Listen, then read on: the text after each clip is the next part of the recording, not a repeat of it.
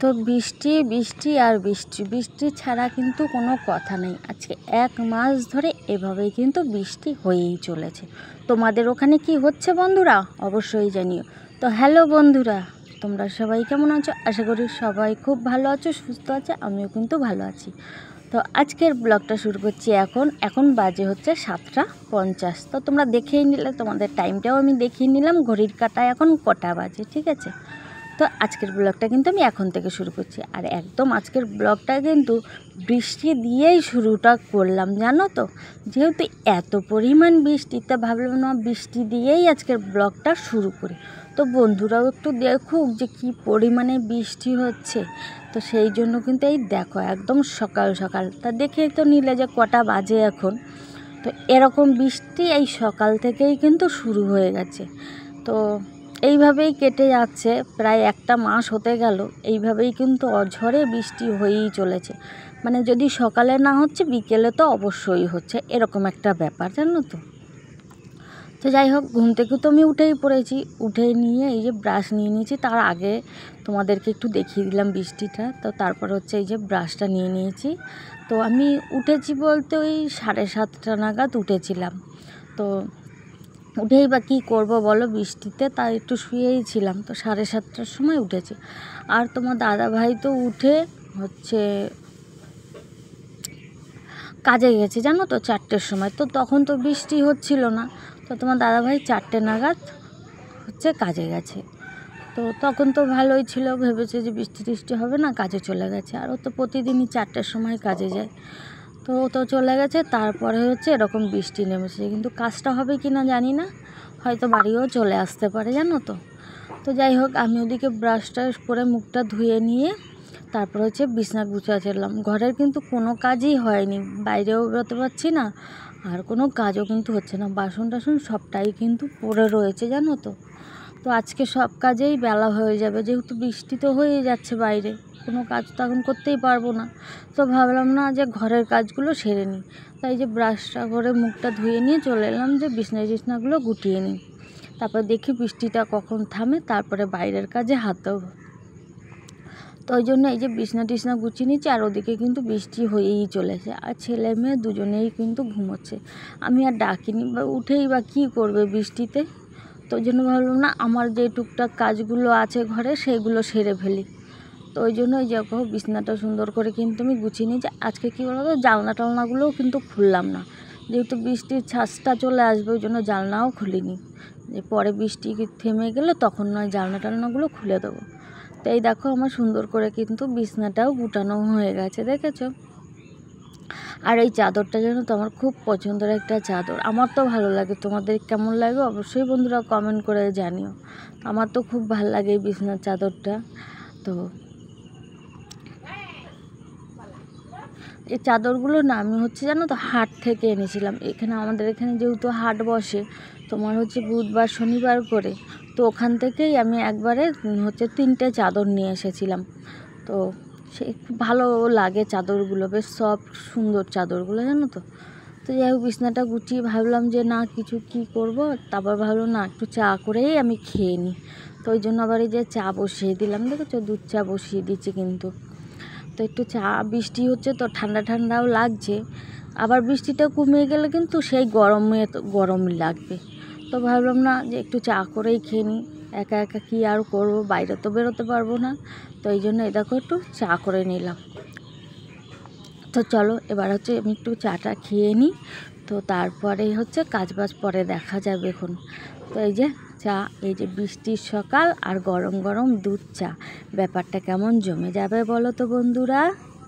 তো যাই হোক, আমার কাছে তো দারুণ, তোমাদের কাছে কেমন লাগলো অবশ্যই জানিও। যে বৃষ্টির সকাল, অঝরে বৃষ্টি, আর তার সাথে সাথে গরম গরম চা, দারুণ ব্যাপার। তো যাই হোক, এই যে চা নিয়ে বসে পড়লাম নিজেই। তো সকালবেলায় একটু বসে আরাম করে চাটা না খেলে না বেশ ভালো লাগে না।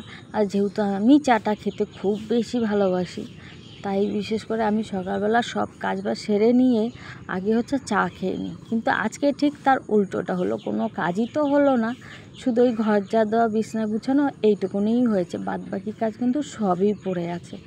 তো তার মধ্যেই এই যে আমি একটু চাটা খেয়ে নিলাম, তারপর অন্য অন্য কাজগুলো দেখা যাবে।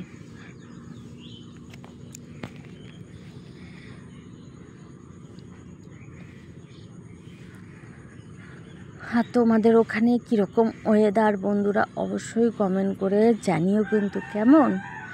তো আর তোমরা যেখান থেকে আমার ভিডিওগুলো দেখছো তার জন্য অনেক অনেক অনেক ধন্যবাদ তোমাদের সকলকে, আমার পরিবারের সকলকে অসংখ্য ধন্যবাদ যে এভাবে আমার পাশে থাকার জন্য, এতটা সাপোর্ট করার জন্য, এতটা ভালোবাসা দেওয়ার জন্য। আর তোমাদেরকেও জানাই অনেক অনেক ভালোবাসা আমার ছোট্ট পরিবারের পক্ষ থেকে। তো এভাবেই সবাই সবার পাশে থাকো, সবাই সবাইকে সাপোর্ট করো, ভালোবাসা দাও আর এগিয়ে যাও। তো আমরা যদি সবাই সবার পাশে থাকি, সবাই সবাইকে সাপোর্ট করি, অবশ্যই কিন্তু তুমিও এগিয়ে যেতে পারবে বা আমিও এগিয়ে যেতে পারবো, তাই না বন্ধুরা? তো যাই হোক, অনেক গল্প করে ফেললাম। চলো, এদিকে আমার কিন্তু চা খাওয়া প্রায় কমপ্লিটের দিকে। গরম গরম চাটা খেয়ে বেশ ভালো লাগছিল, জানো তো।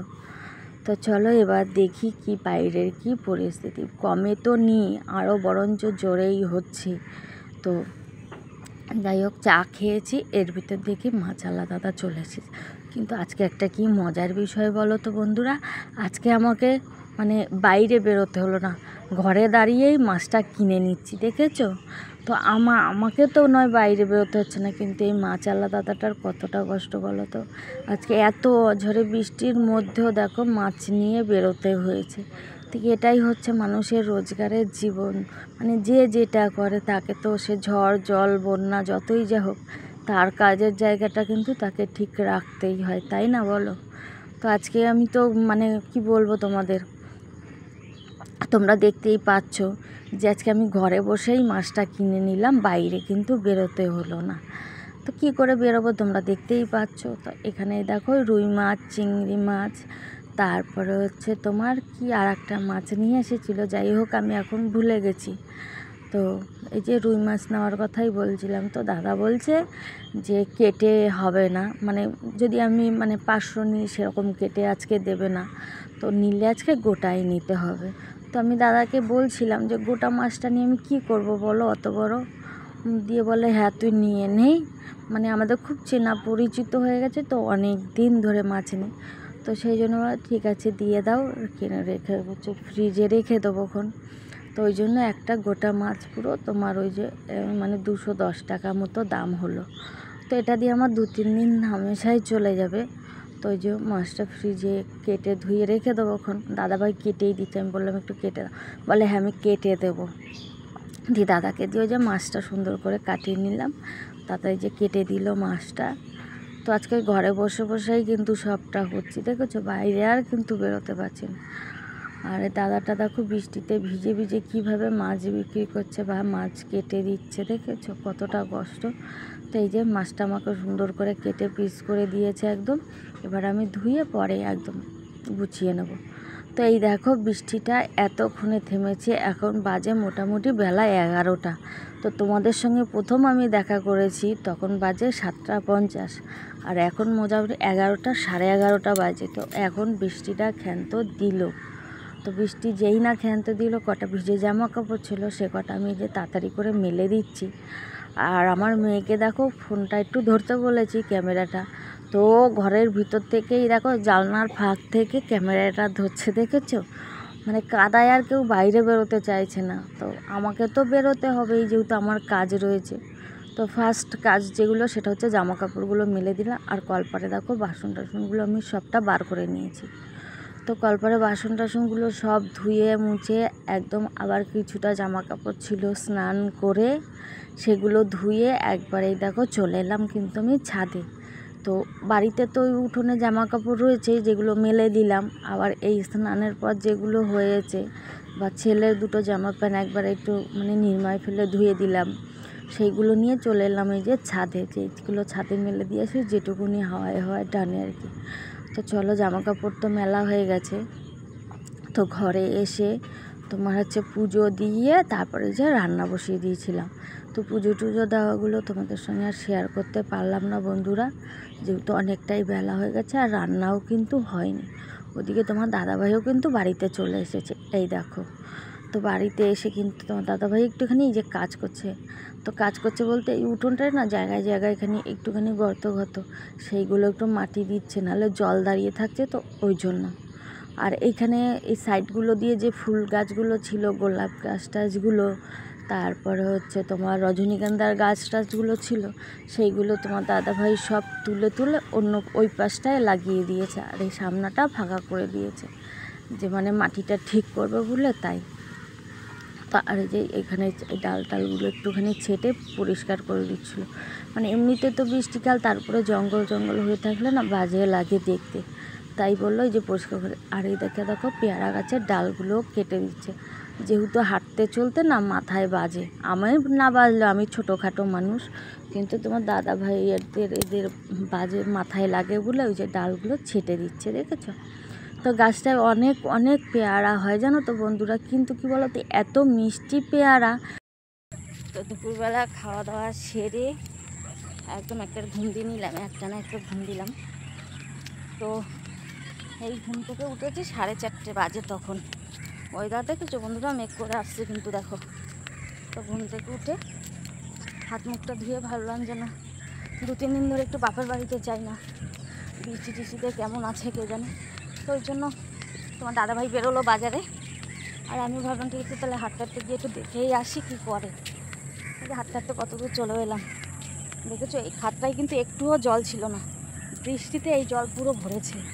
একটুও জল ছিল না, খাতটা পুরো শুকনো ছিল জানো, তো বৃষ্টিতে এত জল ভরে গেছে। তো ভাবলাম না, বিকেলবেলা একটু হাঁটাও হয়ে যাবে, আর বাবা মা কী করছে সেটাও দেখা হয়ে যাবে। তো ওই জন্যই হাঁটতে চলে এলাম। তোমার দাদাভাইও বেরিয়ে বাজারে চলে গেল, আর আমি ওই যে টুকটুক করে হাঁটতে চলেই গেলাম প্রায়। তো ভাবলাম না যে ভিডিওটা তো এন্ড করতেই হবে, তো এটা থেকেই এন্ড করি আজকে। তো বৃষ্টিতে এমনি হয়ে গেছে জঙ্গল, তেমনি হয়ে গেছে সারা বাড়ির জল, ভয় ভয়ও লাগে রাস্তাঘাটে। এখন দেখো জঙ্গল কীরকম হয়ে গেছে। তো চলো আজকের ভিডিওটা এতটুকুনি রাখলাম, তোমাদের কেমন লাগলো অবশ্যই কিন্তু বন্ধুরা কমেন্ট করে জানিও কেমন।